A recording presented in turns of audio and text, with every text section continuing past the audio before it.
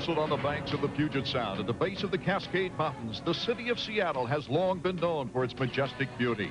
The city of Queens has also been recognized for its fanatical race fans. The Seattle Seahawks might be flying south for the fall, but tonight it's the Kingdom enthusiastically embracing round 4 of the AMA Supercross Series.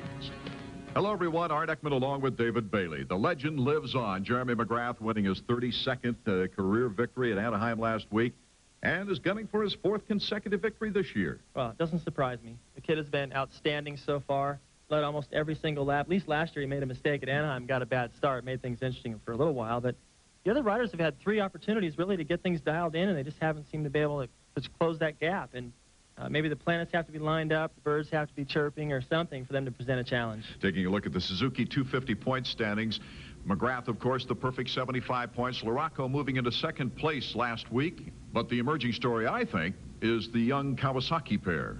Well, as you can see, Huffman moves into 3rd in the points with an impressive come-from-behind ride at Anaheim, finishing 2nd. And his teammate Hughes, who fell in the heat race, injured his hand, but he still doesn't sit too far back in the points in 6th place. So Kawasaki right now perhaps represents the changing of the guard. Kawasaki hasn't won a Supercross championship since Jeff Ward did it back in 1987. So the signing of these 2 youngsters fits right into Roy Turner's plans. Basically for us, we've had Kudrowski retire, and Larocco's left and gone to Suzuki on his own accord. So for us, it's right now it's a rebuilding time, and we're looking a year, 2 years, 3 years down the road at trying to put a team back together that's got the potential to bring the Supercross championship back home to Kawasaki. Moving from 125s to 250s is a little like graduating from high school and going to college. It's like starting all over again. Yeah, 125s, you know, it's different. You know, it's like a different ball game, I guess. 125s, you can go out there and win. You know, Damon showed that last year. You know, you can go out there and win almost every race and just look like, you know, you're the best guy in the world. But when you get to 250s, it's a whole nother, you know, it's a whole nother stepping stone. You got to start all over again. And you know, I think, like, again, it's just competition and confidence. It's what it is. You know, once you win on 125s, it's like, oh, I can beat these guys, no problem. But then there's another step, which is like Jeremy and Emig and stuff like that, which I think, you know, we're up to right now. So it's just that, again, like I say, it's confidence. I think if he lost that aggressiveness, that Rhino style, that, you know, that it would be a deficit to him for sure. And as far as trying to keep him, you know, keep him smooth or try to make him smoother than he is, you know, it's just something that when I have time, you know, when I can get away from the shop during the week, you know, go out with him and you know, just while he's practicing and everything, you know, watch him, and he'll come in and ask me what he thinks, or excuse me, what I think, and you know, I'll give him my opinion and everything, and we try to sit down, you know, and watch the coverage of the race, you know, the week before, you know, and we've got videos and everything. We can sit down, a lot of slow motion stuff. And I think probably for him, I would have to say the video footage, the slow motion stuff is probably, you know, the biggest asset as far as trying to keep him smooth, and him seeing it, you know, and being able to work on it, you know, using that. The impact of Damon Huffman was almost immediate. His 2nd place last week vaulted him into 3rd place in the points race. After finishing 2nd at Anaheim, my confidence is a lot higher now, and I proved to myself that I could do it.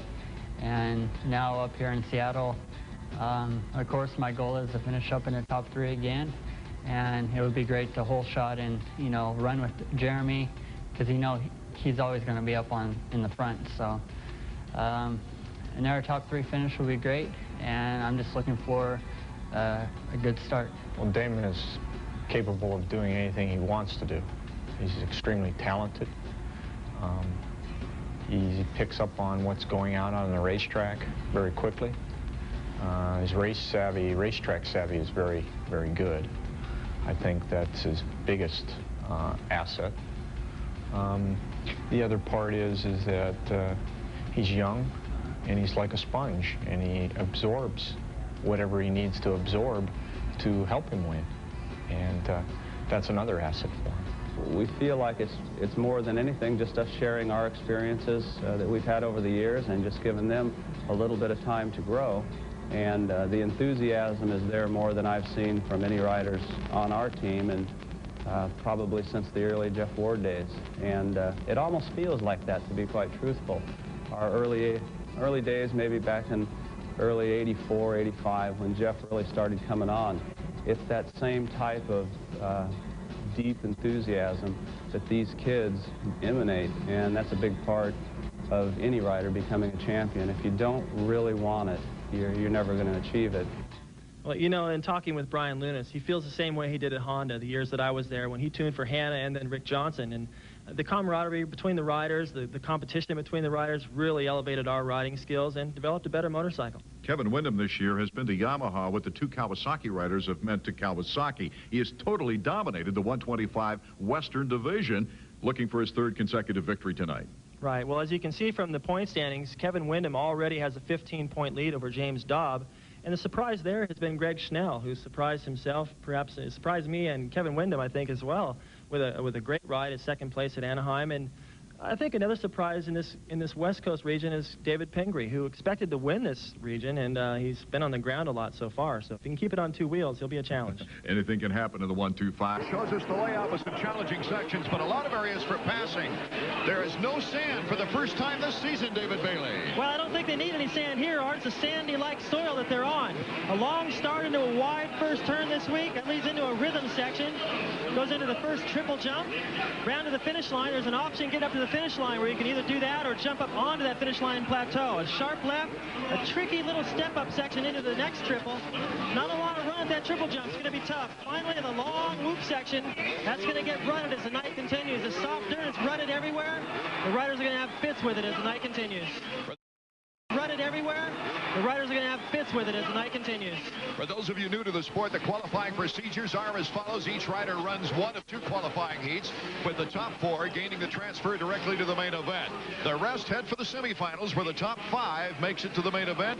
And the last 2 weeks in a row, a factory rider has had to go to the LCQ to make the main event. Those only two remaining spots would be determined in what is known as the LCQ.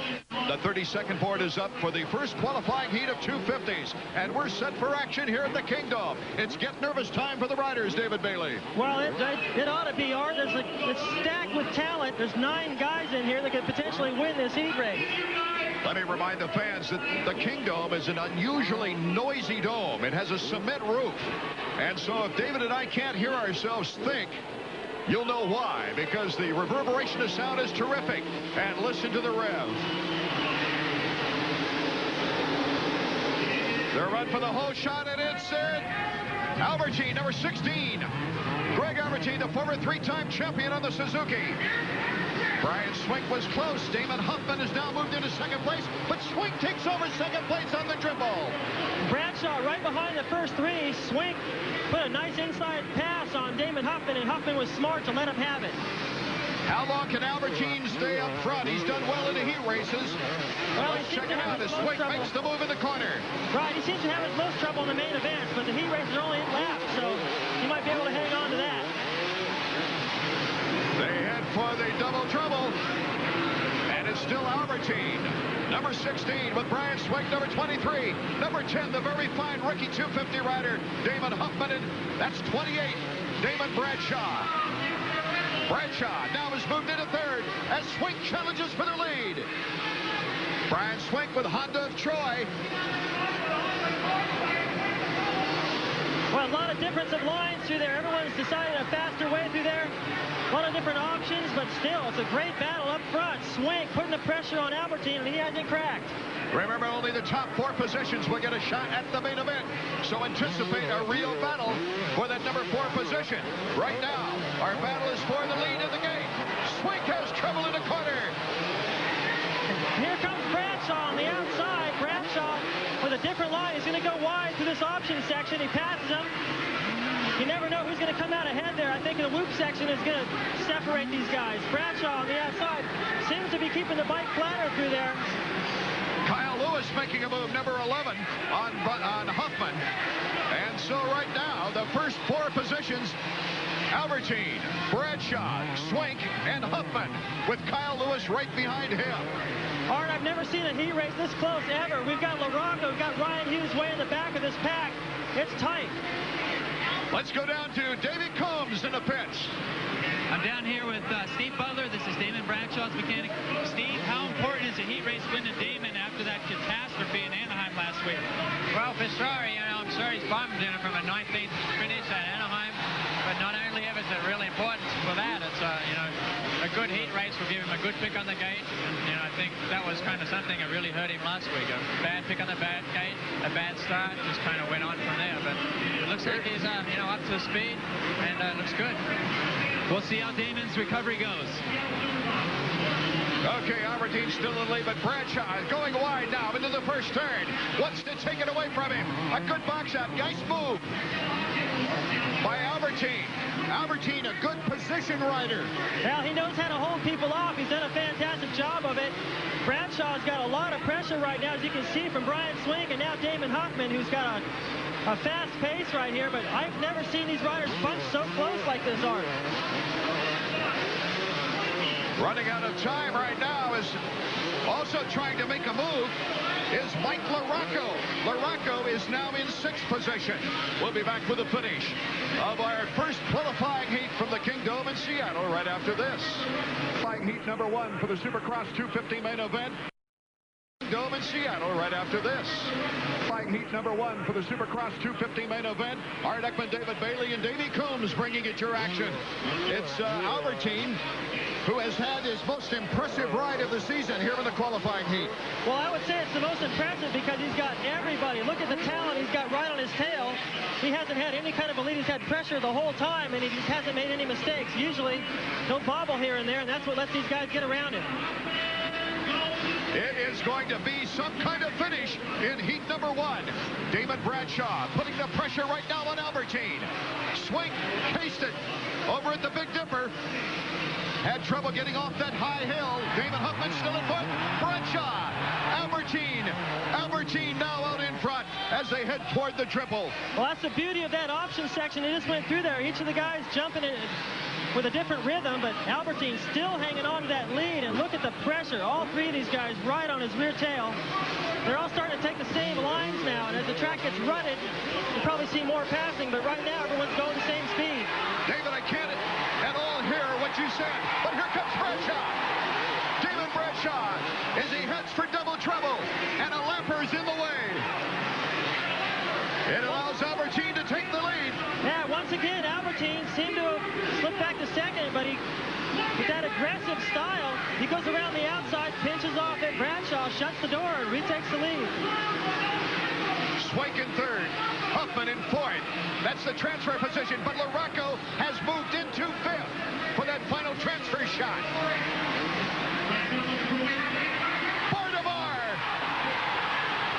Bardabar with Bradshaw getting the advantage coming out of the triple. Oh my goodness! LaRocco has moved into 4th. It's Bradshaw, Albertine, Swink, and LaRocco. Kyle Lewis, then Damon Huffman. And here comes Mikkel Pichon right behind Huffman. And somebody's going to get bumped here, Art. You've got LaRocco, you've got Pichon, you've got Ryan Hughes, Huffman. Maybe these guys aren't going to be able to get out of this qualifier. Look at all those guys. Oh, that's a great shot coming out of the whoops of the leaders. Damon Bradshaw on top. Albertine in 2nd place. There's LaRocco, number 8. He's in 3rd, getting by Swink. And Kyle Lewis is going to put pressure on Swink. Bradshaw, look right here, looks like he's starting to get a little breathing room. He's starting to relax and run his own lines. That's enabled him to get a little lead over Albertine. What a comeback effort for Damon Bradshaw as we have Albertine in 2nd place along with Mike LaRocco, number 8 in 3rd.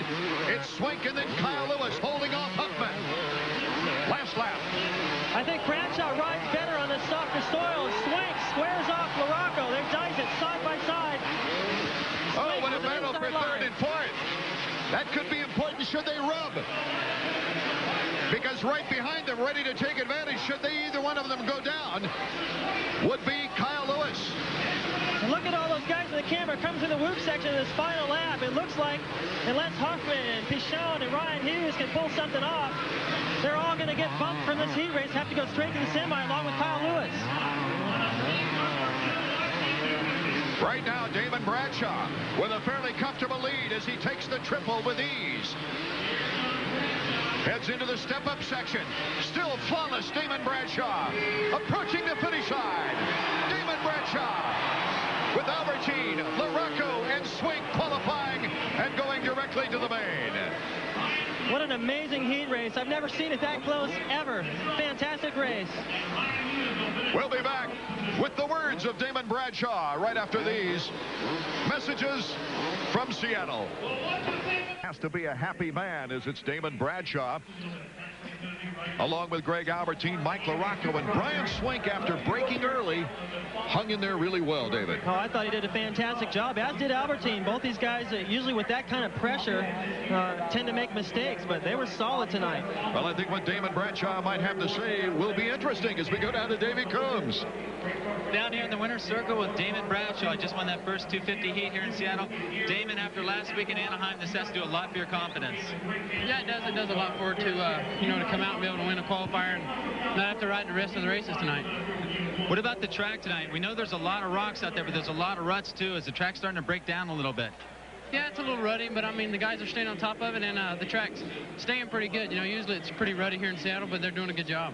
Finally, were you aware of the battle going on behind you? There's about 6 superstars back there. Yeah, pretty much. All right, that's Damon. We're going to see what we can do in the main event. Let's go back upstairs, Art and David. Well, we had some great riders, David Bailey, that did not make it and have to go to the semifinals. Well, it's unbelievable. Kyle Lewis, Damon Huffman, Mcgrath Pichon, also Ryan Hughes, who went off the track at one point and recovered. All those guys in the semi. Okay, we're getting set now for heat number 2. And we've got none other than Jeremy Mcgrath, Michael Craig, Phil Lawrence, Steve Lampson, Jeff Emig, Mike Brown, Ezra Lusk, Larry Brooks, Denny Stevenson, Larry Ward back into action after being injured. Larry came back from Europe and in the off-season really didn't know how bad that thumb injury was, but found out it was a broken bone and has been able to really to just recuperate. Well, he seems on fire tonight. He had to ride the preliminary qualifier because he hasn't ridden any races this year in the 250, and he ran away with it. John Dowd also had to ride that race because he's been on the 125 so far, and those guys were fast. And I think Larry Ward, since he's not in the shot for the title, he's just going to take it race by race and let it all hang out. Let's go down to the starting gate. Davey Coombs.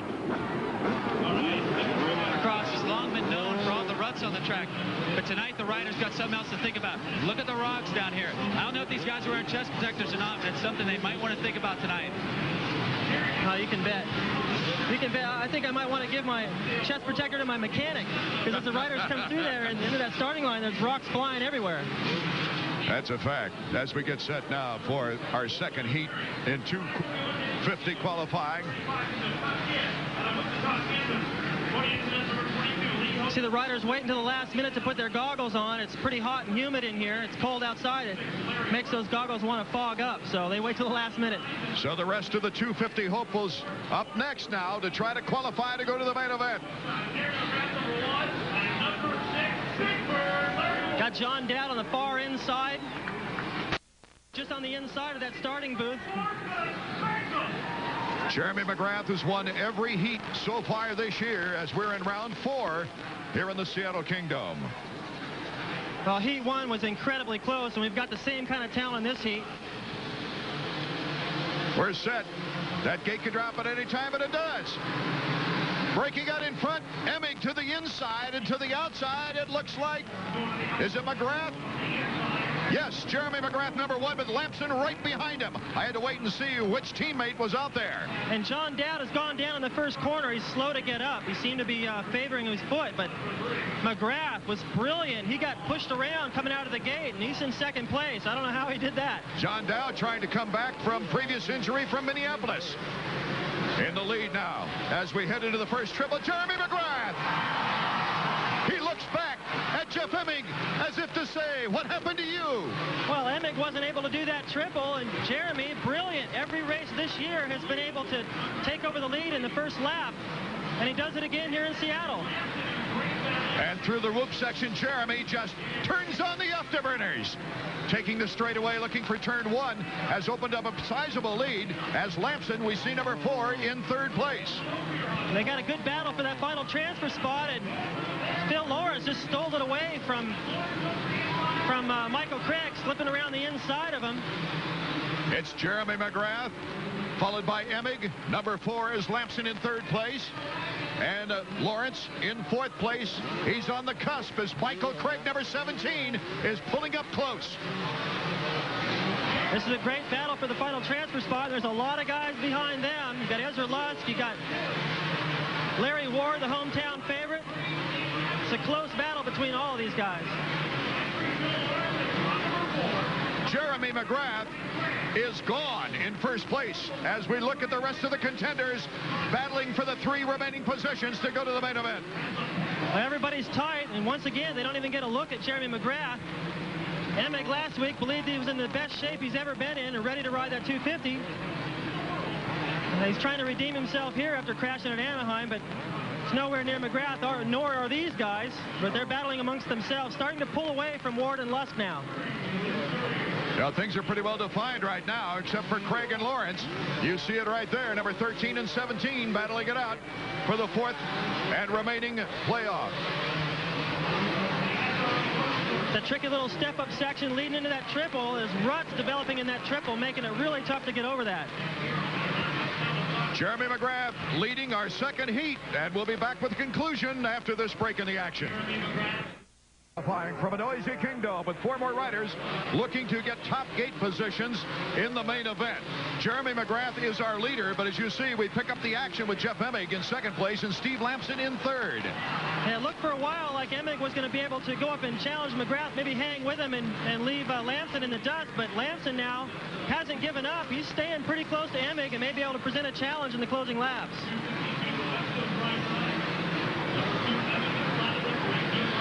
They've really started to pull away from this battle you're seeing now. Lawrence and Craig. Lusk is starting to tag along with these guys.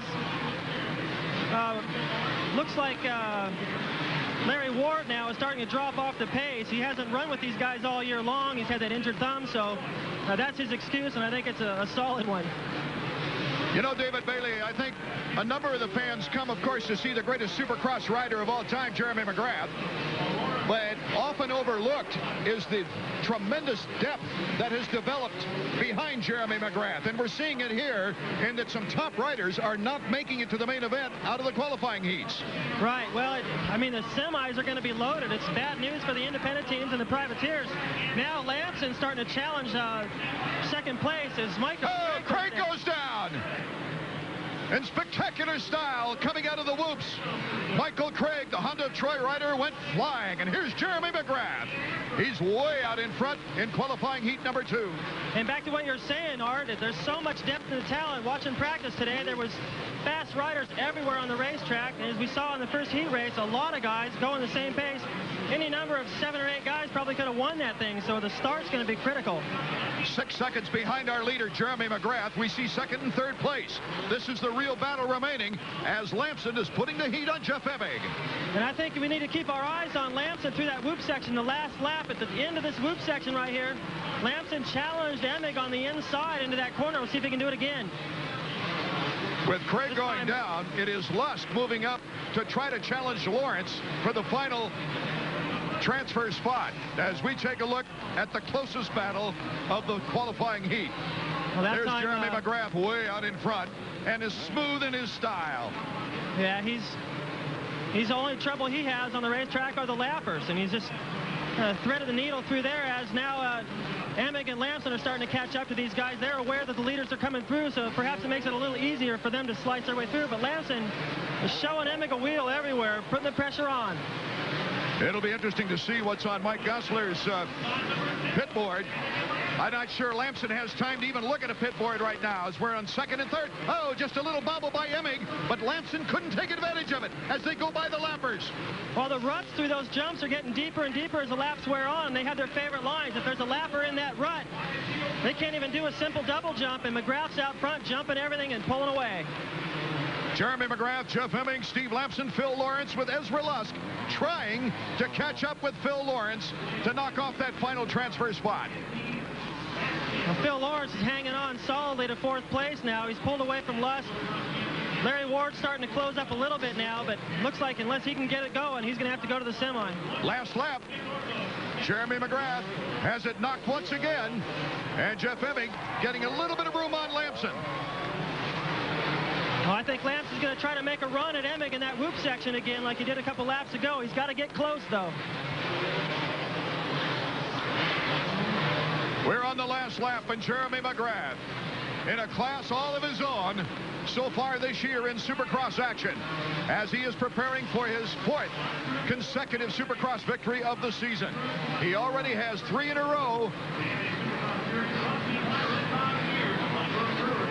32 career wins for number 1 so far this year, or this in his career. He's all business tonight, Art, not doing any knack-knacks or much showing off on those triples on the last lap as he approaches the finish line. Flash is going off. Mcgrath wins the first heat by a mile. Emig hangs on to second. He opened up a little lead over Lampson on the last lap. And Jeremy Mcgrath, Jeff Emig, Steve Lampson, and Phil Lawrence getting the transfer to the main event out of our second qualifying heat. And once again, a lot of riders, guys like Ezra Lusk and Michael Craig, not able to make it. They have to go to the semi-event. Let's go down to Davey Coombs with Jeremy Mcgrath.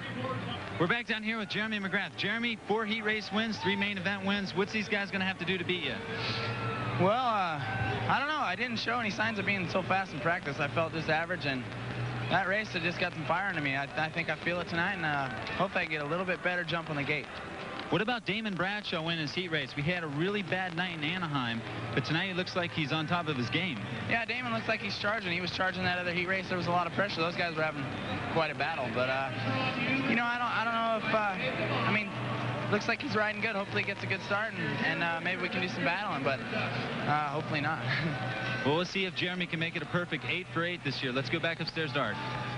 Your impression of the track, David Bailey, now after the 2 qualifying heats. It looks like it's starting to rut up more, but it doesn't seem like it's slowing the action down. No, that's a really fast pace. As you see, Mcgrath taking the checkered flag. It's business as usual for him. Another win. And, you know, I think as the ruts develop, it's going to make it tougher, and you're probably going to see more mistakes, which will allow more passing. And Sunday, making it double trouble for the riders and the mechanics. And the conditions were a lot like they are now, rocky and rutted. As you can see, it claimed a few victims in the first corner. But it was number 16, Doug Dubach, who would hold on to the early lead, followed by number 11, Ronnie Tishner, and the O-Show, Johnny O'Mara.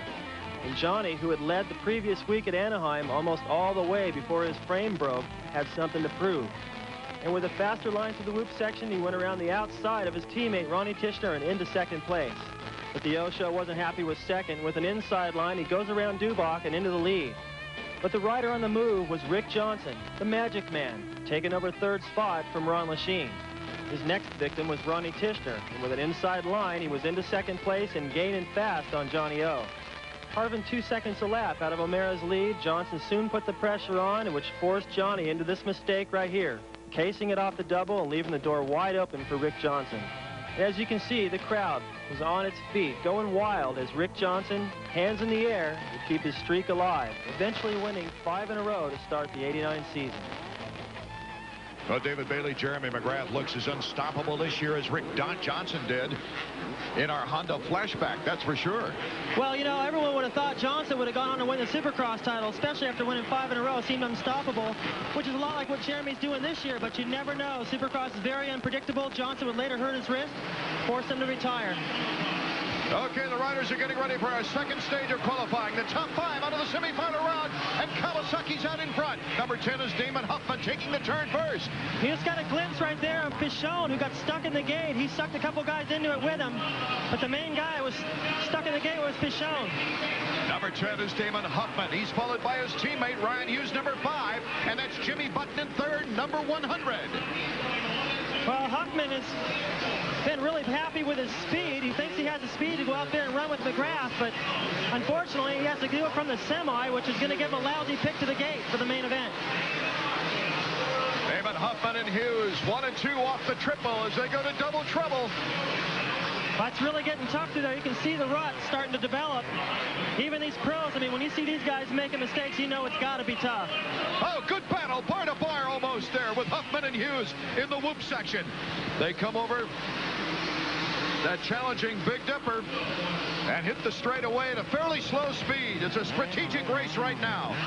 Well, I think these guys are comfortable with being able to run out there in first and second. They've already got a little lead over, looks like Sean Kalos and Jimmy Button back there in third and fourth. These guys are all going to make it to the main, but In second place is Ryan Hughes. Let's go down to Davey Coombs, who's with his mechanic. How aggressive are those guys going to get their teammates? Well, I mean, this is semi. It's not the main event, so the first objective is to qualify. I mean, I don't think it'll be too much aggression out there. I hope not anyway, because like I said, we want them both in the main event. That's a different story, you know. You get down the last laps, they're just like this. I'm sure, you know, depending on who's out front, the other might take some shots. All right, we'll see what happens. Those two guys get together in the main event. Art, back up to you. Okay, right now it's Damon Huffman and Ryan Hughes. They're tire to tire. And, you know, Roy Turner, their crew chief, was telling me earlier that these two guys have almost been too polite toward one another. Well, I think that's a concern because they're treated so polite. They usually find themselves together. They have so far, at least this year. And riding that way against each other, they let the leaders get away. So he wants them to get a little aggression, maybe even provoke each other a little bit to get mad, because when they get mad, they go fast. You know, we've got a great battle for first place here in the semifinal. And there goes Ryan Hughes. What a nifty move. Well, that's what I was talking about the lap before. You can see they had a lot of trouble through there because of the ruts. That's going to give these riders fits all night. The ruts get deeper and deeper, and like I said, a simple double all of a sudden becomes very challenging. He's known as Rhino by all the riders. Rhino can use up the track pretty well, too. Yeah, he sure can, but you know, I think like Wyatt said, this is a semi. These guys aren't going to take any unnecessary chances. Probably Ryan had a lot to learn from his teammate Huffman. Now Huffman in turn is going to learn from Ryan. So these guys are showing each other all the tricks out there on the racetrack. That's good for Kawasaki in the main event. Okay, we've got Hughes number 1, Huffman number 2, Button and Kalos 3 and 4. And then Jeff Matasevich, right there as you see jumping up onto the plateaus in the final transfer spot. So potentially we've got some outstanding battles here in the first semifinal round, and we'll be back in a moment. The semifinal round number 1, as we see right now, Jeff Matasevich, number 103. He won the championship national title last year over in Japan. And he's just kind of warming up here in the U.S. Supercross scene. Ready to get ready for that April series, and Kyle Lewis makes the move on Matasevich. He was fighting for his life to hang on to that final transfer spot, and the bad news for both these guys is that Pichon, as you can see right there behind him, was stuck in the gate. He's on the gas. He's caught these guys from dead last. Kyle Lewis, number 11. And Matasevich, number 103. Very popular rider in Seattle because he had some great runs here. Well, the crowd reacting to the introductions. He seems to have a lot of fan support up here. Very clever out there on the racetrack, but back to that battle out front. Those guys are scrapping. I thought Huffman would settle for second a little bit more than he has. As they got a lap to go, he's putting the pressure on Ryan. Back to the leader, Ryan Hughes, number 5, with Damon Huffman right behind him there. This is a final lap, the white flag lap in our semifinal round. They're coming into that double trouble section. They both get through that pretty clean, but now as you see as they head into that whoop section, you just got to get a glimpse there of how many ruts are starting to develop. That whoop section is tough enough. Now they got ruts all the way across. Ryan Hughes holding his own as they hit the short straightaway going into turn 1. This is the final lap. These guys have different lines through there. You can see Ryan jumps the second 2. Huffman jumps the next 2. It seems to be about the same in the end, but a lot of different options through there. We're sticking with the leaders here in the final lap as 2 very fine young riders for the young independent team Extreme. Looks like they'll take 3rd and 4th. The checkered flag for Ryan Hughes. A great run for Ryan. And right behind him, Damon Huffman, Jimmy Button 3rd, and Sean Kalos 4th. Kyle Lewis makes the main event number 11 in 5th position. We'll be back with the words of wisdom from trackside after these words. The pass for the lead. Ryan Hughes behind his teammate there, Damon Huffman. You see Damon Huffman gets all crossed up in those ruts right there. Didn't want to take the chance of going over the bars on that big double. Ryan with a little better line goes right around him on the outside. So 5 more riders qualify, avoiding the LCQ, earning a spot in tonight's main event. Hughes, Huffman, Button, Kalos, and Kyle Lewis. Let's go down to Davey Coombs. I'm down here with 250cc first heat, or rather semi-winner Ryan Hughes. Ryan, you and your teammate Damon Huffman mixing up out there, but it looks like you guys are both a little tentative on the pass. Yeah, you know, we're teammates, so we don't want to bump each other, but I think he might have got a little nervous. I was pretty close behind him, so maybe he was just checking my lines out, and because I pulled away a little bit, and then he caught back up, so I think he might have caught some of my lines out that race, but I felt good that time. Does it put you in a strange position when you're out there dueling with a teammate like that? Maybe a little bit. I don't want to knock him down and lose the qualifying position, so I'll be a little careful with him. What about the main event? How do you feel? I know you're not going to have the best pick on the gate, but looks like still a pretty good pick winning the semi. Yeah, pretty good. You know, I got a good start that time, so hopefully I can get another good start and do the same thing in the main. All right, let's go back upstairs to Art. Okay, thank you, Davey Coombs. Almost exhausted Ryan Hughes is going to go back and get ready for that main event, but he had a nice gleam in his eye, did he not, David Bailey? Well, anytime you can win a race, it's always a good feeling, especially with that kind of talent in there. Although it's a semi, it's still a good win, and you got another look at the racetrack, perhaps got a little looser, and it surprises me. I saw his hand yesterday from Anaheim, and it was swollen up like a pillow, so he's riding in pain. Here in the semifinal round number 2, as we look down the gate, we see a lot of high numbers, but we've got a lot of excellent riders here in the second semifinal round. Guys like Ezra Lusk, number 34, Larry Ward, there's number 7, John Dowd. He is back after that, well, really vicious crash earlier. Right, well, he's coming in here with, he crashed in Minneapolis, and that's why he didn't ride Anaheim. He was a little sore. He decided to come back here and ride, fell in the first corner, so. Let's check in with Davey Coombs to see about John Dowd's condition. Davey? I talked to John Dowd right before the semis. He was standing over there with his mechanic and his fiance. I asked him how he felt. He said he was going to give it a go. He wasn't sure. He kind of shook off the cobwebs from that crash. Keep an eye on John. He's on the far outside, and we'll see if he can shake everything off. Okay, we've also got some other outstanding riders in this field. Michael Craig, number 17, Buddy Antonez, number 22, Denny Stevenson, 24. We mentioned, I think, Mike Brown, number 9 of the Troy Honda team. Honda of Troy team, along with Larry Brooks on the Yamaha trying to make the main. You see what happens, yeah, Ezra Lusk's mechanic is putting a pit board behind Ezra Lusk, right behind his back, and that's because they're lined up by the tunnel, and all that cold air is coming in the tunnel, so he's trying to keep him warm. 30-second board is up. The riders going through their pre-start routine now. A great crowd on hand here at the Kingdome in Seattle for round number 4 of the AMA Supercross season. 5 more riders here in the second semifinal round to qualify for the main event. A lot of riders gunning for only 5 positions, trying to avoid the LCQ. Okay, the board is sideways, and the race for the whole shot is on. Number 36, Larry Brooks, and Michael Craig on the inside of Brooks. Number 17, number 9, Mike Brown sneaking through. Oh, a great battle up front between Honda of Troy riders. Number 9, Mike Brown, and number 17, Michael Craig. Well, it looks like the Team Honda of Troy semi. You got Larry Ward in this one, too. I would imagine he's going to move up. He goes inside of Denny Stevenson. And John Dowd, who lined up on the outside, is running dead last. Into the triple, it's Brown, Craig, Lusk, followed by Brooks. And then Larry Ward, number 6, making a move into 3rd. Well, he looked pretty now strong. Back to 4th. Yeah, Larry Ward looked pretty strong. Look at how rutted that whoop sec's getting. An awesome angle from the camera. Now you can see how difficult that is. It's more than just a whoop section this week. Number 6, Larry Ward, is battling with Ezra Lusk, number 34, right in front of him. That's for number 3 and 4. You can see the difference of lines again through there. Larry Ward on the inside of Lusk, but Lusk jumps those first 2 jumps and gets through that section clean, but the battle up front, it's pretty close. I think Michael Craig was a little upset with himself after that heat race, and when he gets mad, he goes fast. Right now, I'm a little surprised at Mike Brown out in front and holding the lead very well, as he's had kind of a disappointing start on his 250 season. Well, he's very fast, Art. He looks great all the time in practice, especially yesterday. He was riding around. A little mistake there. He was riding around with Mcgrath. Mike Craig, his teammate, takes advantage of it. Number 17 and number 34 making a play now on number 9. That's Ezra Lusk. Cuts inside of Mike Brown, but Brown hops back.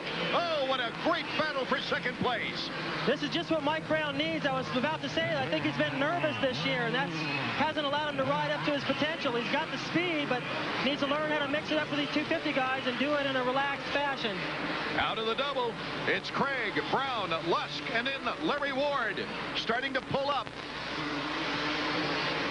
Well, Larry Ward's up the back, and he's in fourth spot, really starting to tighten up this group, putting a lot of pressure on Lusk, who's again putting a lot of pressure on Mike Brown. Out of the triple, Lusk, a good leaper, inching up closer to Brown. Let's see how they can do in the double treble section. Ezra Lusk on the Suzuki goes into second. And that's where Ryan Hughes put the pass on Damon Huffman earlier on. And Larry Ward is moving on. He's battling it out with Mike Brown. Larry Ward, the favorite here in Seattle. He had his lone Supercross victory right here in Seattle's Kingdom back in 1990. Well, it's an awesome track design tonight, Art, because Larry Ward had that faster line down through the whoops, but he got passed again over that double section because he wasn't able to jump that double from the inside. Davey Coombs is down trackside with Larry Ward's mechanic.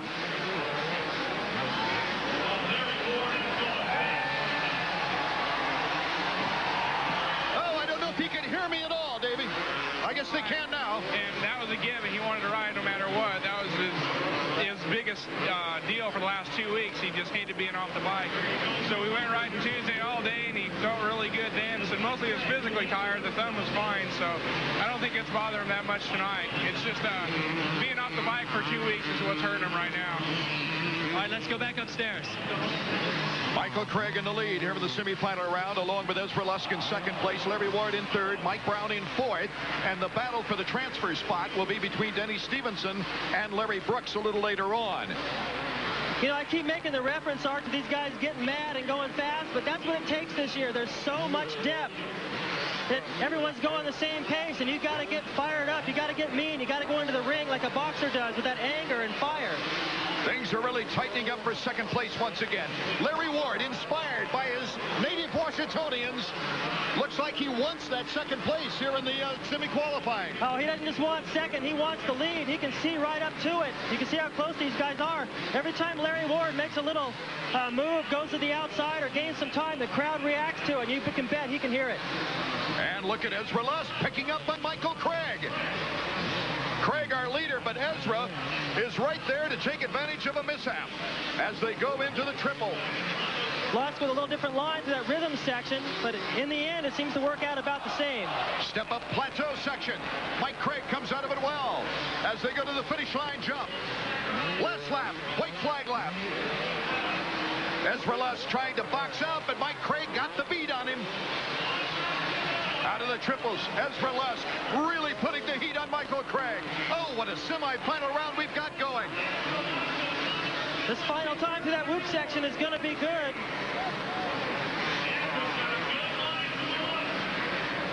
Ezra Lusk making up a lot of time to that whoop section on the inside right there.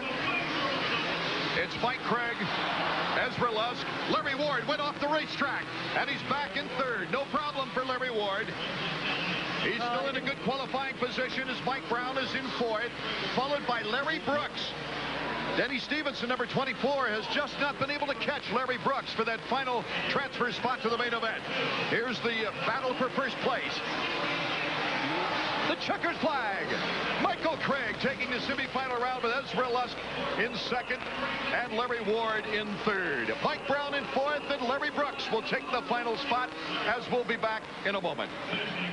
Craig picking off semi number 2. He's down with Davey Coombs right now. I'm standing down here with Mike Craig, the winner of the second semi. Mike, I saw you crash really hard in practice. How is your thumb? Well, I missed my wrist. I was out there about the third lap and behind Jeremy, and I went to do a double, and I jumped. I landed in a big rut. My hand came off, and instead of going over the bars, I kind of jumped off the side of the bike and landed in a rut with my wrist and kind of tweaked it, but no excuses. I real good in my heat, but crashed twice, kind of stupid crashes. Came back in semi, went out there, and I think I needed time on the track. It's kind of ruddy, and it's going to be good. I'm excited for the main. All right, we'll see how that time does for Mike in the main event. Back up to you, Art. Okay, Davey, 18 gate positions are now filled for tonight's main event in the 250 class. We'll hear from the semifinal. Well, no, we're going to get to the 125 main event. The future superstars coming up here at the Kingdom in Seattle when we return. From behind to take the LCQ and Denny Stevenson with a great battle with Brian Deegan. The last two to make the 20 bike field for the 250s. And right now the 125s are taking on a parade lap. Should be great competition, even though Kevin Windham has a string of victories going, David Bailey. Well, he does look, he's got to be the favorite for sure, Art, but David Pingree, he hung on to him that time. You know, I think didn't have quite the speed Pingree, or that Windham had, but Windham, you know, is used to pulling away, and he didn't pull away much. So this battle for the lead in the main event could be a little bit closer, especially if Windham doesn't get off the gate good. Taking a look at the Suzuki starting grid, James Dodd, he's second in the points. Kevin Windham, number 1 in the points. And David Pingree has a mission here tonight. Well, you can see it in his eyes. They just introduced the guys at the starting gate, and Windham said, I'm going to win 3 in a row, and Pingree said, I don't think so. Well, Pingree wants to come back from a 5th place finish in the opener for the Western guys at Minnesota and a 7th place finish at Anaheim, where he crashed from 4th to 8th and then came back to 7th. It's just not a very good way for him to start the season, to apply pressure and make a good points race out of the Western Division. James Dobbs also looking pretty good tonight. And it wouldn't surprise me to see Schnell or somebody like Jeff Willow, maybe even Pedro Gonzalez. Casey Johnson also looked really good in his heat race, so there's plenty of competition in this 125 West like we've seen in the 250s so far. A lot of ruts out there. That could be a factor. You know, you saw in the 250 class, these guys, you can see the ruts right now as they take the parade lap. There's Dobb checking it out. That whoop section is usually tough, but a lot tougher tonight because of those ruts. Number 19, James Dobb out of England, running for Quicksilver. Of course, got the team Suzuki ride when Craig Decker broke his back and was unable to come back on that number 19 machine. But Dodd has a 6th place finish and a 3rd place finish at Anaheim. Is second in points, and Davey Coombs is with our points leader right now. Davey. Kevin, you talked about starting in a 2nd gear last week. This week, 1st gear or 2nd gear? It worked really good for me in the heat. I'm going to go ahead and try a 2nd again. We'll see how we get off. All right, we'll see how Kevin gets the start. Back up to you, Art. The very confident Kevin Windham on the Team Yamaha. That's a bold move, Art, starting in 2nd gear on a 125. Maybe they got a lot of power in that 125 Yamaha, or he's going to slip that clutch a little longer than normal. So these guys usually like to start in 1st gear, get that quick burst over the gate so they don't get pinched off by the riders next to him. So if he blows that start, he's going to have to come from behind, and Pingree's good out of the gate. Well, he does have a fairly long starting track straightaway before that first turn here in Seattle. That's true, but if you get pinched off by the guys next to you right out of the gate, as you can see where he's lined up there, if he was lined up right next to the starter's box, he's got a little gap over the guy on the other side. He could squeeze out of there, but if he gets pinched off, I don't care if he's on a 250, he's got nowhere to go. 32nd board is up. When it goes sideways, this great crowd can anticipate within 5 to 10 seconds the gate dropping. Oh, what a shot from behind on James Dobb, number 19. He's got Schnell lined up just to the inside of him. All the stars, the powerhouses lined up on the inside. That's where the starts have been coming from so far tonight. Well, I hope that cameraman got out of the way, because the rocks will be flying in back. And they're off. It is a madhouse for the front position, but Kevin Windham coming out of it beautifully. He's in number 1 position. The gamble paid off. 2nd gear stars seem to prove over the triple. There's only 2 guys able to do that triple. It's Rusty Holland in 2nd, number 71. And Casey Johnson and David Pingree with pretty good starts, the Honda Splitfire team. Nice move by Johnson. Casey Johnson moving into 2nd. Number 58. Kevin Kevin Windham now starting to move out away from the pack after that good start that he got. Yeah, he's got a pretty good lead already. The first lap, first time through the whoop section. You can see Casey Johnson having a little trouble through there, but he's moved into second. Casey Johnson, number 58. Pingree, number 29, now breaks out of the pack. Number 19 is James Dodd. He'll be up there along with Pingree pretty soon.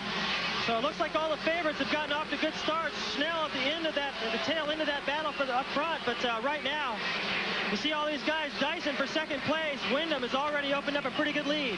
A 3-second lead to be exact on Casey Johnson.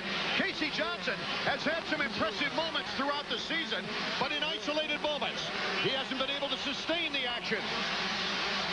Well, he's got a great opportunity tonight. Windham, Johnson, 1 and 2. Really good dice here with Snell. Snell unable to do the double. Back up front, you see the guys going through the whoops, the split fire teammates. Pingree got a faster line through the end of that section. Still unable to put any pressure on his teammate. But they're staying pretty close to Windham. Windham opened up a big lead, but it stayed about the same ever since. Casey Johnson has been very impressive. He was 20th, though, in the first round and 10th in Anaheim, but he's been impressive in this race because he's been able to hold off David Pingree. Pingree unable to gain any time on Kevin Windham. Well, both of those guys weren't able to do the triple that lap, so Windham's doing the triple every lap. These guys are giving up a lot of time every time they can't get over it. I don't know if they messed each other up, but it'd be good if they could push each other, push the pace, and perhaps put pressure on Windham. It's enabled Kevin Windham to pull out to a 5.5-second lead. He's really opened it up. You see him working his way through that whoop section. You see he moves his body from side to side, really working that bike. These guys going all over the place. Again, Pingree getting a little bit better line through the last 20 or 30 bumps to that whoop section. Gains a little time on his teammate, but still not close enough to make that pass. Casey Johnson with a 2-bike link lead for second place. Greg Snell is starting to make a move up toward 4th position right now. And it looks like what happens is Casey Johnson is uncomfortable with that triple. And because Pingree's following him, Pingree can do that triple, but not with Casey in his way. So if Pingree can get around him, I think he'll pull away and catch Windham. I don't know if he'll catch Windham, but that's the only shot he's got. Windham, Johnson, Pingree, Dodd, and Snell. Snell, who rode so good last week, unable to put any pressure on anybody. Dodd starting to pull away from him now. You got to look back behind the split fire team to Dodd and Snell, staying about the same. Pingree would double jump that jump coming around in the mechanics area. Now he's starting to try different lines, way around the outside. See if it pays off. Dave Barnard is Casey Johnson's mechanic, and Davey Coombs is with him now. Pro circuit riders have any orders not to hit each other in these races? No, our team doesn't give any orders at all. We just go out and race. Is Casey, will this be his first podium ever if he holds on to it? Yeah, for sure. He's done really good in the amateurs, and hopefully he'll just bring that through to the pro ranks. Okay, that's Dave Finney back upstairs. Oh, and just as we left the mechanic, David Pingree leaps past Casey Johnson in a great move. Well, I thought Pingree was able to do these triple jumps, but because he was following his teammate who wasn't doing it, was really holding him up. Now, Windham's got a giant lead now over Pingree, but Pingree's got an open track. I just don't know if he can close that much of a gap in the laps remaining. Casey Johnson not willing to let Pingree take away with it, and James Dodd is right in back of them along with Snell. And that surprises me. Pingree had a great run at that triple, and he wasn't able to do it. That leads me to believe that the ruts over there in the face of that jump are getting really deep. We'll be back with the conclusion of the 125 main event from the Kingdom in Seattle right after these words. For the 125 main event, Kevin Windham, if you've just joined us, is out to a 7.5-second lead on David Pingree. Now in second place is starting to pull away from Casey Johnson. Johnson is going to get pressure from behind James Dodd and Greg Snell. Well, the battle for second place now behind Windham, as you see right here on the screen. Looks like he's out cruising. He's still pulling away through the whoop section, through the lappers, not having any trouble with those guys. We're going to throw the Honda stopwatch on him. Our Honda stopwatch will give us a good indication as to the interval right now, as here comes Pingree, about an 8-second lead. Right, you can see that battle for second place is really shaping up because Dodd and Snell have closed the gap. They're on the back door of Johnson. They're not that far behind Pingree, so that could be real interesting. David, you mentioned about the ruts really affecting the riders as far as their speed is concerned. How much effect might it have in the 250 main? Well, I think it's going to get a lot worse because they don't have a chance to go out there and fix the track with a dozer as they did between during the intermission. So it's going to be really bad. I keep talking about the ruts, but it's worth it because it's so difficult when your bike gets buried in them to stay straight. You get cross-threaded and go down. Guys are going off the track. We're going to get an idea of what the lap time is here with Windham as he comes through. Wow, that's fast. It is an incredible lap time here at the Seattle Kingdom. Let's go down trackside to Davey Coombs. Okay, I'm down here with Kenny Germain. This is David Pingree's mechanic. Is Kenny more I'm sorry, David. Is David more worried about who's in front of him at this point or who's behind him? At this point, I think he's looking ahead of Kevin. What about Casey Johnson, their teammates? Did they ever race together this close? No, not this close. Casey's coming the wrong way. All right, we'll keep an eye on that battle for a second. Back upstairs. Here we take a look at Davey Pingree, number 29 from the Pro Circuit Kawasaki team. And Pingree just can't seem to make up any time. Well, you just got to look at that lap time from Windham. No wonder, 54 seconds. That's flying all day. They've been running about 55, 56. Even the 250s were running those lap times. He just shaved off another second. Pingree going into the whoops and checking out. Behind him is a lapper. And then number 19, James Dodd, in the third place position. Dodd seems to be the man on the move right now. He moved around Casey Johnson. He seems to be gaining ground right now. Coming through the starting line area, he seems to be catching up to Pingree. Pingree perhaps really trying hard to stay with Windham. Got a little nervous. He might be tight. Any number of things could be going on out there, but Dodd is closing fast. James Dodd last year running in the 125 Eastern Division. Made it 5 times into the top 5. He's gunning right now for his second straight third-place performance, unless he can catch up with number 29. He's coming into that tricky little step-up section. You see the rut there, got him a little crooked. Unable to do this triple here. That's the difference. Windham is still jumping these triples every lap. Doesn't seem to affect him. He's riding right through the ruts. You see him looking over at his mechanic right there. The mechanics area is in a kind of a weird spot. Davey Coombs down trackside is with Ali Semar, who's Kevin Windham's mechanic. Okay, I'm standing here with Ali Semar. Ali, what are you telling Kevin at this point in the race? He's way out front, but he's going through lap traffic. Just stay smooth, look ahead, and watch out for the lappers. Just got to be real smooth and take it easy. Okay, that's what's going on down here, Art.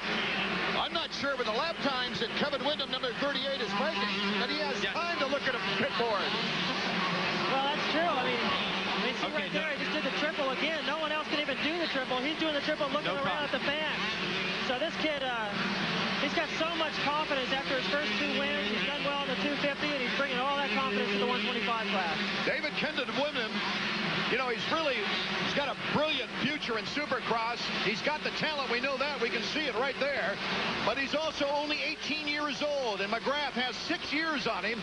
Jeremy can't go on forever. Probably he won't want to run much more than 2 or 3 seasons. And this kid could be the superstar of the future. Well, I think he will be. That's a definite, Art. I don't see any way that this kid, the way he's improved just from last year to this year, if he keeps improving like he has been, even if he doesn't improve that much, he's already there. He's as fast as the 250s on his 125, and you know, only 18 years old with Bob Hanna coaching him, he could win a lot of races.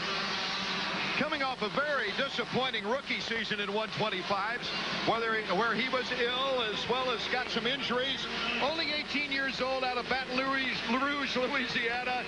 Kevin Windham is just dominating this 125 Western scene. In fact, in the lone race against the Eastern contention, he dominated that one as well in Minneapolis. Right, that one found him up against Pichon, who's riding the 250s tonight.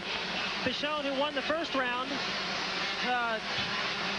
really was no match for Windham. He was in the early laps, but Windham just took away with it. Now Dodd, it seemed like he was seemed like Dodd was closing in on the second place Pingree, but he's starting to lose time now.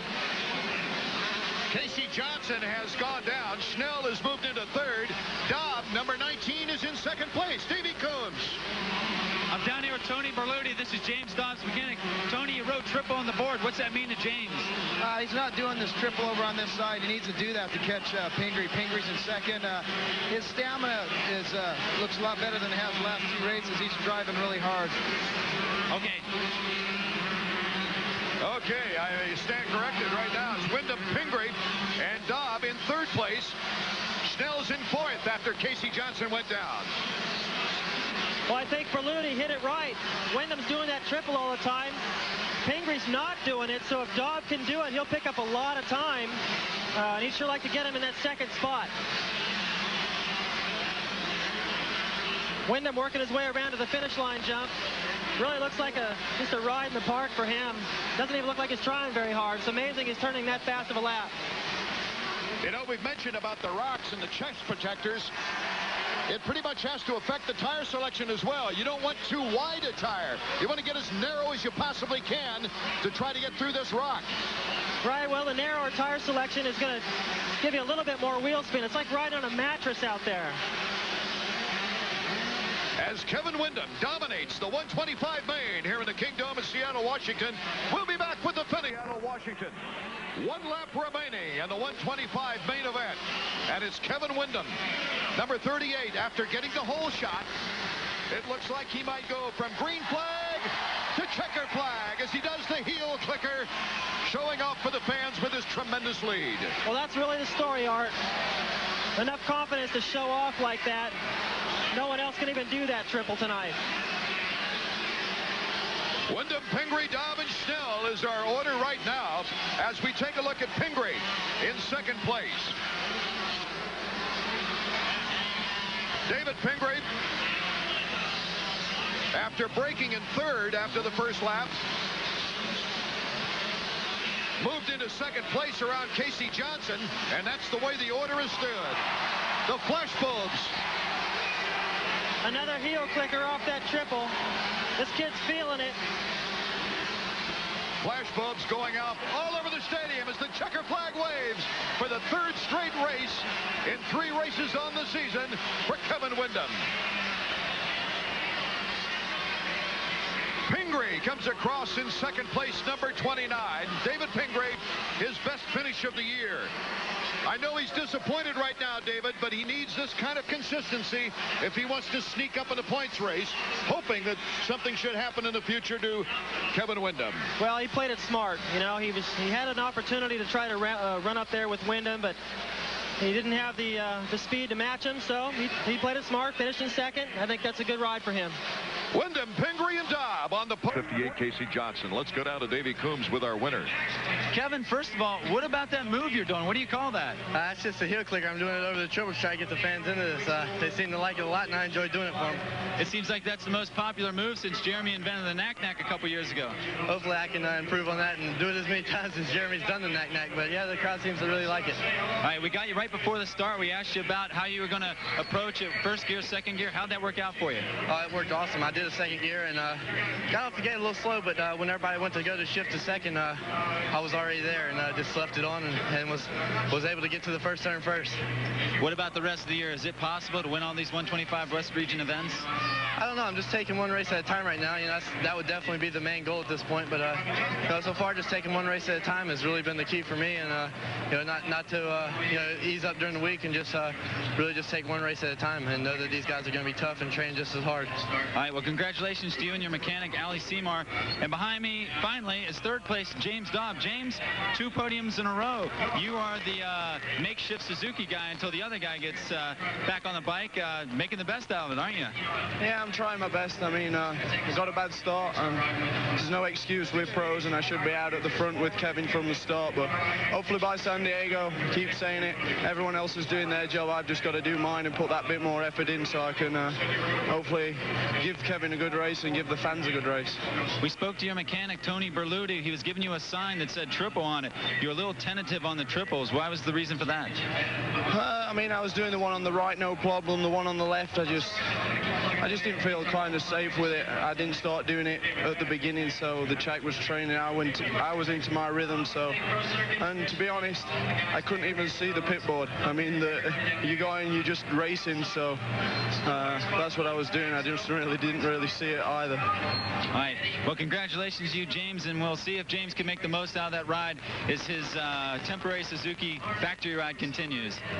Taking a look at number 38, our winner in the 125 main event, Kevin Windham, for his third straight victory in the 125 Western Division. Very impressive. It almost makes you want to see him get back on the 250 to see him go up against the big guys, David. Well, I bet you that's the buzz around in the pits right now, because he's got the pace, he's got the confidence. I think you can muscle a 125 around. Windham in Seattle, Washington, as we've just seen the results of the 125 CC class victory by Kevin Windham, and we anticipate now an equally great race in the 250s. Of course, Jeremy Mcgrath dominating. Over the years, this has been a very historic place. Ron Lachine had his first race here in 1983, I believe, as a 16-year-old, and then Rick Johnson got his first Supercross victory here at the Kingdome. Ended up with 7 wins here in the Dome.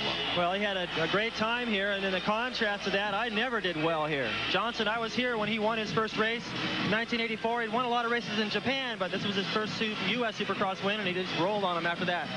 Of course, Rick Johnson and Jeremy Mcgrath, both Honda riders, and maybe that's part of the reason. It is part of the reason why the manufacturer, Honda, has 16 wins here in the Kingdome in Seattle, 5 for Yamaha, Suzuki, and Kawasaki with 4. Why didn't you do better here in the Kingdome, David Bailey? Well, I just don't like the ruts. You know, I wish I see the dozers out here preparing the track. I wish they would have done it when I was riding. A couple of times I came here with a broken foot. That didn't help matters. That's true. And they had shovels in those days. They kind of tried to patch things up, right? That doesn't fix it very much. You know, I was just very intimidated by the ruts, and with a broken foot, it made it a little worse. And to make matters worse than that, it was a double night event. So when I came in here uncomfortable, I had to ride here twice. So. And it was a big benefit to Rick Johnson to have 2 nights of action in a row and do well both nights. Well, I came here in '86 close to the points lead, and he took over the points lead from me, and I just couldn't make that ground back up. We take a look at the parade lap of the 250s. Jeremy Mcgrath, number 1, checking out the nooks and crannies since he was on the track a long time ago in qualifying for the 250. These riders checking the track out. They're looking for ruts. They're looking for different lines. And, you know, they're just looking for anything they can find. These guys watch the 125 main event before them. They try to see what's going on out there. Suzuki starting grid, Mcgrath, Emig, Lampson, all the great names. Mike LaRocco hoping to be in contention here tonight. Damon Huffman, the first-year 250 rider. Albertine, Michael Craig, Damon Bradshaw running better here tonight than he did in Anaheim, that's for sure. Well, he needs to. That was horrible at Anaheim. He's riding around right behind Jeremy Mcgrath. You can see him just coming into the screen right there. Number 28, Damon Bradshaw. He looked fantastic in that first heat, and that first heat was the most competitive, closest racing I've seen ever, that I can ever remember. Well, even the last chance qualifier was one of the best races we've seen in a long time, with Mikel Bichon and Denny Stevenson taking the last 2 gate positions. How important is a gate position?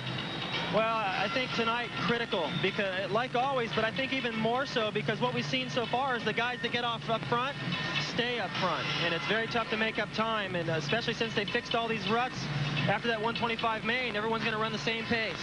One of the top privateers, Phil Lawrence, took a 2nd place, a 6th place, and a 12th place in Anaheim. Let's go down to Davey Coombs. One of the things about Phil Lawrence, the guy's got no fear. He's lined up between the 2 heat race winners tonight, Damon Bradshaw and Jeremy Mcgrath. He's just now finishing his parade lap, but he had no fear getting in between those guys. They're both notorious for throwing a little muscle out there and a couple of elbows on the starts. Let's see what happens to Phil Lawrence on this start. He's number 13. Is that a good position, Dave? Well, you put a little pressure on yourself when you line up between 2 guys like that. You see Jeremy just lining up now. Can I start this race? Again, Emig's lining up right next to Jeremy. He seems to be doing that. He did it the first 2 rounds. You put a lot of pressure on yourself because you know those guys are going to get out quick, and it forces you to do the same. Jeremy Mcgrath and his mechanic Skip Norfolk. Jeremy looking down. Well, I don't know what he's he's looking at, but you can see a lot of the mechanics there. They got a banner behind Lampson right there because the starting line is right near the tunnel. All that cold air comes through there. The 30-second board is up. When it goes sideways, from 5 to 10 seconds remain before that gate can drop at any time.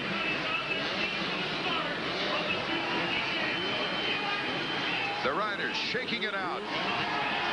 Mike Craig, who usually gets off to a good start, he's lined up all the way on the inside.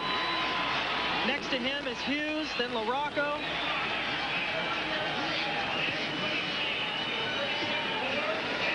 And they're revving it up. And we're all set to go for the 250-man event. It is Greg Albertine, number 16 on the Suzuki with Mcgrath to the outside. Mcgrath almost in last place. Horrible start. Oh, my goodness. And the crowd is excited because Larry Ward is our leader. This looks like Anaheim last year. Larry Ward with the whole shot and Mcgrath buried in the pack. Jeremy Mcgrath in 10th position right now. Oh, he's got a long ways to go. He still hasn't even come by our screen there. He just went by. Larry Ward, Ezra Lusk, Lampson. Mcgrath is right behind Damon Huffman, who also got off to a bad start. This is going to be a good one. Jeremy Mcgrath, officially, I think we'll find out, made the first turn in 11th position. Here's Larry Ward, number 6, in his first race back since getting the cast off a thumb that he fractured in Europe before the season started. He tried the first race of the year in Orlando and slowed down to a 15th position after starting in 6th. That thumb was just too painful. Here's Jeremy Mcgrath, Larry Ward, Ezra Lusk, James Dodd, Albertine. And there you see Mcgrath, he's still in 10th place. Unable to make up any time. This track is really tough to pass on. You see, trying to go to the inside of Mike Brown right there. Really to no avail. Now he's going to try the outside. Just nowhere to go, but out front, Larry Ward, this is a great opportunity because Ezra Lusk, then Greg Albertine, then Lampson. I don't think that Larry Ward is that intimidated by these guys, and he's already starting to pull away. Ward, if he has anything left condition-wise in this 20-lap race, that'll be an interesting question later on. Right now, he's making the most of it. Well, that's true, Art, but the guys that I really believe that can come up and challenge him are buried in the pack. They're going to use a lot of energy by the time they even get close to him, so I think it'll be evenly matched. Larry Ward over the finish line jump. Ezra Lusk right behind him. We talked with Larry Ward earlier about being a little bit nervous in his first event since getting that cast off. Well, I got my cast off Monday night, and I went out Tuesday not really knowing what to expect. And I jumped on the bike, and within 10 minutes, I was jumping all the big jumps and stuff, and it wasn't bothering me too bad. So I talked it over with my team manager at Kehoe and Phil Alderton, the owner of Honda Troy team, and I said, shoot, let's go ahead and try to race. So we went out there. I'm going to try to ride press day. And I wanted to ride Seattle, and it's going to be really hard for me to come back. My first race, I'm going to be nervous, and I'm a little bit behind because I haven't raced yet this year. And so I figured might as well come back at Seattle. That way I have the crowd on my side, and I get a little extra adrenaline edge at Seattle, so I think that'll help me. Because I'd like to come back with a top 5 finish my first race back. I think that'd be real strong, and that'd give me confidence for the rest of the year. A courageous performance right now for Larry Ward, number 6, coming back to his own native land. As he grew up in the state of Washington, now lives in South Carolina. Larry Ward with about a 3-second lead on Ezra Lusk. Jeremy Mcgrath, trying to weed his way up through the crowd, is now making some passes in the whoops. You can see him right there, right next to Brian Swink. He's going to the outside. He's already moved around Damon Huffman and left him in the dust. So Mcgrath has got a fast pace, but he's got all these guys in front of him that are going to be stealing those best lines. So Jeremy's going to have to get really creative tonight. Going to have a lot left to deal with Larry Ward. Number 23, Brian Swink, who had some good runs in the heat races. And Jeremy is having trouble really finding a good line around him. Well, it's the fastest line around this track, and he's got 5 or 6 guys all taking those best lines. Look at that, 3 guys right in front of him. He's got nowhere left to go, but he makes the move around the outside of Swing. Let's go down to the track side to Davey Coombs. Okay, I'm standing here with Sean Persinger. He's going to lean out and give Larry Ward a signal. This has got to be a surprise for everyone. The fans, the factories. Larry Ward's first ride back. He's done this well. Sean, how is Larry's stamina? Right now he's riding really good. We're only about 5 laps into it, and he's keeping a really strong pace the whole race. To his advantage, Mcgrath got a really crappy start, so I think that's going to pump him up. He knows if he can get out in front of Mcgrath and grab a bad start, he can win any race out there. So I think that's half the race right there, is having Mcgrath have a bad start. Well, I'll tell you what, I don't care what stamina you got, even if you're running short. With a lead like this in front of your hometown crowd, with Mcgrath way back in the pack, you forget all about being tired. You ride just on sheer. You're just running scared out there. He's going to make up for it. Okay, Larry Ward, number 6, number 34. Dan, we got a problem down here with number 4 is Steve Lampson. And look at Jeremy Mcgrath, number 1. He has now moved up that close out of the whoops into 5th position. Morocco with a problem there. There's a lot of smoke coming out of his bike. That looks like perhaps he's busted the water, the radiator. Water's leaking out onto the pipe. That's where the smoke is. I don't know if he's even going to finish this race, Art. Could have been a rock that went up into the radiator. Yeah, I think so. He's already starting to ride slow. Don't forget, anything can happen here in Seattle. Jeremy Mcgrath was leading every lap in this race 2 years ago. And he had a flat tire, ending up in 3rd. Lampson now in a great battle for 2nd with Ezra Lusk. Takes over that spot. Blocks him out. Now Larry Ward's going to look back over his shoulder and see Lampson in 2nd. And we know that Larry Ward last year when Anna, look at that, Mcgrath coming up too. When he looks over his shoulder and sees those guys, if the nerves kick in, that's really going to tell the story. Steve Lampson, after a horrible start on the season with an 11th and a 14th, and on that 14th in Minneapolis, he got the whole shot but faded with a crash. But he took a 3rd in Anaheim, and his confidence is back up there as he runs in 2nd position. And you know what? Mcgrath, who was behind Damon Huffman in the beginning, carved through the pack, and Damon Huffman has hitched a ride just out of your screen right there. There he is. He's actually jumped over the hay bales right there on the inside. He's copying every move Mcgrath makes. So if Mcgrath goes to the lead, Huffman's going to be there too. Here comes Jeremy. Leaping right by Ezra Lusk.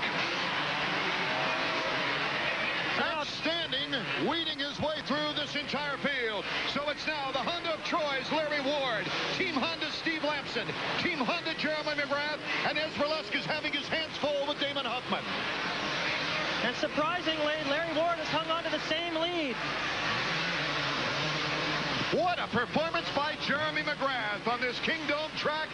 We'll be back with the finish of our 250 main right after these words. Past his teammate, Steve Lampson. And he's already starting to cut into that lead. Look how close he is behind Larry Ward. Larry Ward's been there before, and he cracked. But Mcgrath almost goes down right there, as does Greg Albertine, but he gets going again.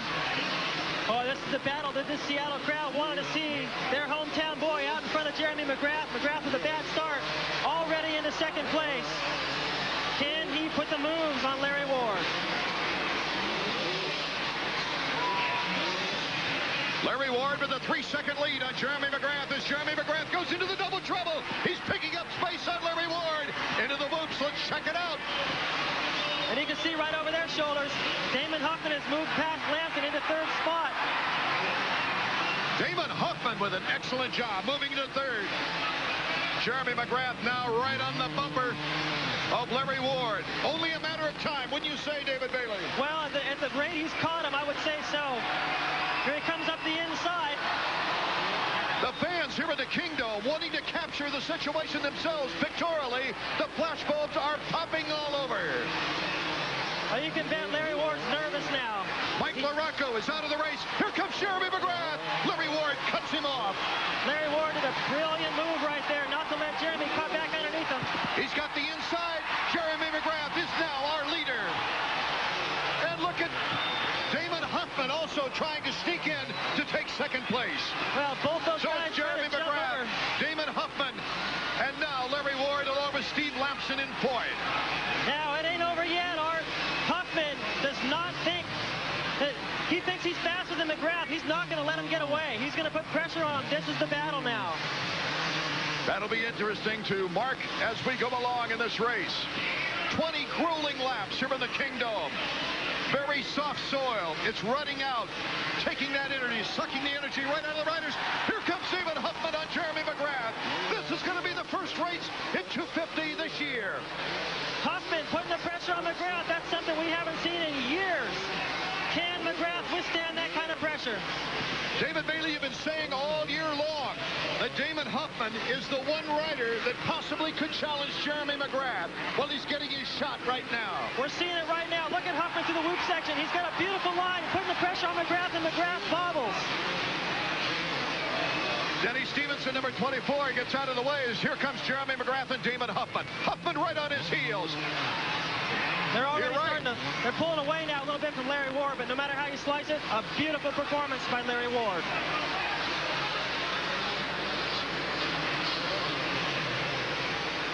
So it's Mcgrath, Huffman, Ward, Lampson, and Lusk the order. But the real battle is right out front, right where it should be.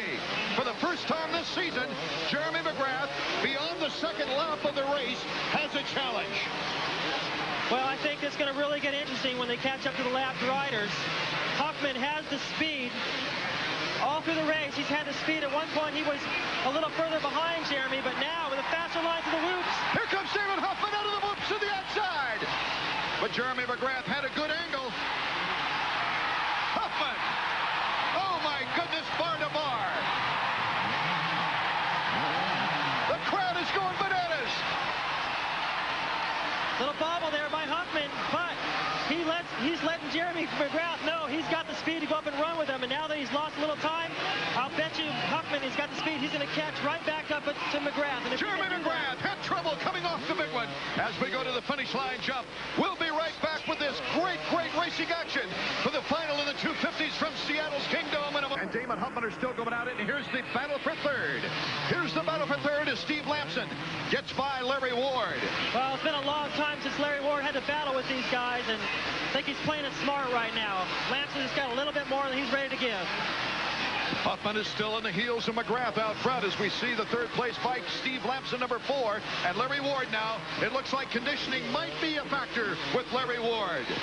Oh, I think definitely, and you can't blame him. But right now, Huffman goes by Mcgrath for the lead. And Mcgrath jumps right back out. We go to the whoops. They hippity-hop through the first portion of the whoops. And then the speed factor going into the corner. But Huffman with that outside line can double over the jump. Mcgrath knew it. He looked to his side. Huffman breaking into the corner now. Has the angle to take over the lead. This is the first rider, other than Jeremy Mcgrath, at this point in the race to lead a 250 main event this year. This could be the story, too. It looks like Mcgrath maybe shaken up a little bit. He can't believe it. I think he has expected Huffman to come up and challenge him, but maybe it's happened a lot sooner than he thought. Huffman is able to use those long legs to get through that whoop section fast. Going into the triple. Bar to bar. Mcgrath retakes the lead. They're not far from the lappers now, maybe 4 seconds away from Kyle Lewis. They're coming into that whoop section again, and watch Huffman right back by him with long legs. I bet you these guys are getting tired, Art. They're starting to roll over that double. They're starting to cover each other's moves. They got a huge lead over third place Lampson. Mcgrath was given the inside, and he took it. These guys, what a gutsy performance by both of them. They keep retaking the lead. I think this is one of the best racetracks that we've seen all year. The best place for Jeremy to get a bad start because of the passing availability. And both these guys carved through the pack, and they're proving it once they're in the lead by passing each other back and forth. Okay, over the finish line jump as we head for the first triple. Mcgrath now with about a 4 bike length lead. They go into the double trouble right now. Yeah, this is the section where Huffman was making a lot of time, though. Back to the whoop section, and you can see the lapped riders. There's Kyle Lewis in your screen. See if that plays any factor in this. Okay, into the Big Dipper. It's Jeremy Mcgrath, but Huffman is not letting him off the hook. Kyle Lewis gets out of the way wisely. Oh, Huffman stalled it. He stalled his bike. That gives Mcgrath a huge lead now. I was about to say, Art, that if Huffman can just stay there and apply that pressure, he might force Jeremy to beat himself, but now Huffman way back. He looks over his shoulder over the triple to see where third place is. He might have to settle for second now.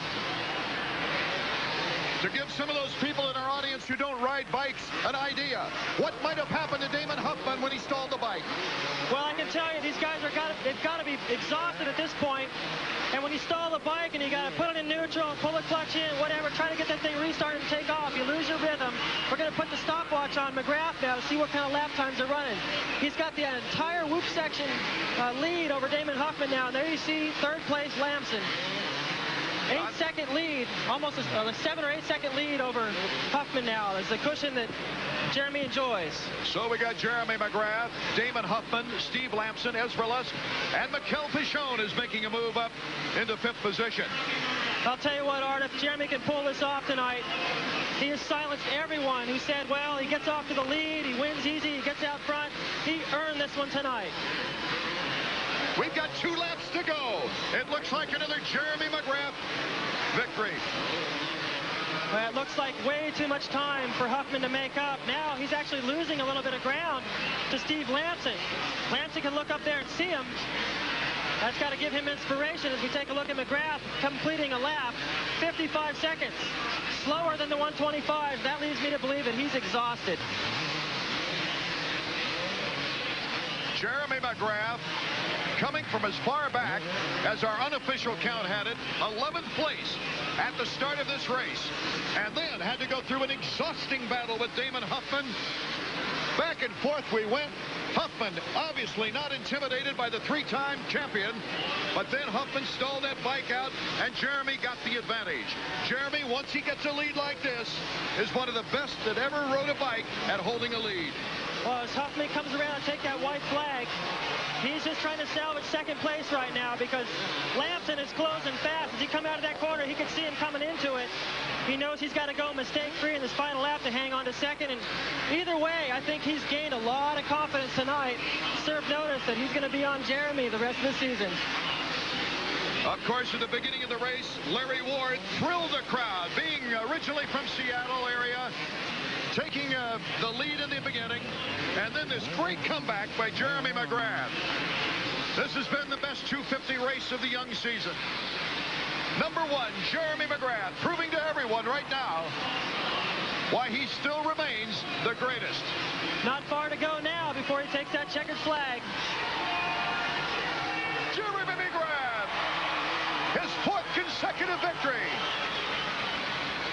Well, nothing short of a flat tire would have kept him off the victory podium in winning this race here this evening. And a valiant effort by Damon Huffman, number 10. Steve Lampson in 3rd. Lusk in 4th. Our unofficial count has Pichon in 5th. Emig, Hughes, Ward, and Craig. That's our unofficial count as they come across the finish line. So we'll experience the stares of exhaustion mixed with the smiles of victory. We were shouting and couldn't hear each other simply because of the great noise factor we have here in the Kingdom. But after a while, we were shouting because of the unbelievable racing that we saw here this evening. Jeremy Mcgrath, a perfect 100 points on top. Damon Huffman with 77 points now, as LaRocco, with the rock in the radiator, failed to finish, actually, and only gained a point if he was in last place on the official docket to 55 points. Craig with 60 points, Hughes with 59 points, but really the tremendous battle that brought these people alive here in Seattle was between Damon Huffman and Jeremy Mcgrath. And here you can see some of that battle, the crowd on their feet. Huffman behind Mcgrath here, relentless. He would not give Mcgrath an inch, stalls it right there. That was the race. He was putting the pressure on Mcgrath, and once he did that, Mcgrath could look over his shoulder and see that mistake and knew he could cruise in from there. This is the pass for the lead, one of them anyway. There was a million. We couldn't keep track. Huffman able to do that double jump. Mcgrath looking over at him going, man, I shouldn't have left that door open, but he couldn't do that double jump from the inside. So Huffman taking over the lead there. Yeah, I wonder if Davey Coombs is going to find out what Jeremy was thinking here after he got the break, because of the fact that in 1994 he was leading, and with 2 laps remaining, got the flat tire. Let's go to Davey Coombs. Okay, I'm down here with Jeremy Mcgrath. Jeremy, were you surprised when Huffman came up like that? Well, I was definitely surprised. I didn't think someone would be on my tail so much like that. I was coming through the pack. I had some good lines over here in the corner, and I think Damon saw a lot of my lines, and he just stayed right on my tail. And then when I got in front, kind of relaxed a little, and he made me nervous a little bit. But you know, he's coming up. He's good. I just think I was a little bit maybe nervous after I got in front. I don't know. Does he remind you of Jeremy Mcgrath in 1993, coming off a couple 125 titles? Yeah, he's definitely you know, the one that's going to be the champ if I'm not. He's riding really good, and he reminds me a lot of myself. Okay, we're going to try and get a word with Damon Huffman if he's still talking to the event announcer here. Jeremy, what about the rest of the year? You've got 4 in a row. How long is this going to last? Well, I don't know. I'm just taking each race by each race. I hope I can win some more in a row. We got San Diego next week. It's kind of a local race for me again, and you know, I'm looking forward to it. Okay. What about your teammate Steve Lampson? He got a good start. You came up behind him. Did he give you any trouble at all? No, actually, Lampson, I got around him kind of quick. You know, Damon got in front of me there, and I did the exact same thing he did in the heat race. I didn't jump that double, and he flew right by me. And you know, I think we need to get my bike working a little bit better through the whoops. He was definitely on it. It's a little bit easier to be in second. Okay, well, Jeremy, we're going to try and get a word with Damon Huffman here. Congratulations again. Are you stoked? Was that your best 250 ride yet, or what? Oh, yeah, by far. You know, this one, you know, even topped Anaheim, and, you know, I finally got to race with him. You know, he's always up in the front, and I'm always come from behind, but today we both got bad starts, and I just rode with him and rode smart, and it was pretty cool. Okay, congratulations. Back up to you, Art. Okay, a Jeremy Mcgrath victory, his 4th in a row, but by the hair of the chinny chin chin for quite a few laps.